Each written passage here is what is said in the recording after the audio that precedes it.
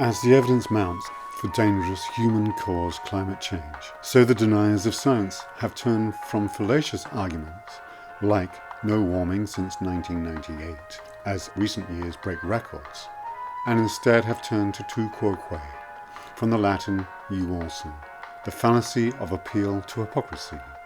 You can't just put people on display. It's cruel. Cruel? Was it cruel when humans caged other primates in zoos for centuries? Wait, I know the answer to this one. But the number one target of the right and climate change deniers, as they make their appeal to hypocrisy, is activist, filmmaker, and 175 millionaire Al Gore.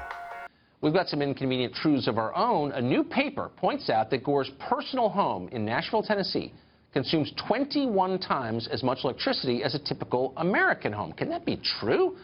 We weren't sure, so we asked Drew Johnson to come. He's a senior. So the thing is, Al Gore may represent the science largely correctly, but he is not a scientist. If he burnt kittens to warm his homes and watered the grounds of his mansions with the tears of the global poor, it would not change the science. Which brings us to a new form of this appeal to hypocrisy. Because I have problems saying tu quoque, I've decided to call it the Turquoise Fallacy. And it is where people endeavouring to be green are criticised for using fossil fuels and the current system. The truth is, we are in a transition as we move from the old economy to a low carbon one. Sure, we will use gas as a less dirty and more flexible fuel to assist the elimination of coal to things like wind, as has happened in the UK. We will use dump trucks in mining, but already there are electric EV dump trucks. The world's biggest machine, an excavator, built in the 1980s, is electric, plugged straight into the power station it serves, admittedly built to dig for brown coal. The IPCC, which digests thousands of science and economic papers to deliver a summary to policymakers, and the Paris Agreement is a roadmap for that transition.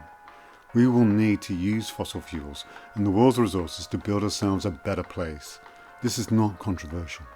19th century Britain saw unprecedented change, a transition to the modern industrial civilization.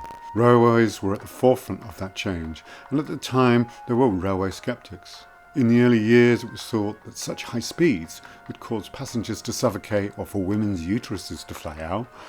There was moral panic, although that continued for the sake of winning with the advent of the telephone, the motor car, the vote.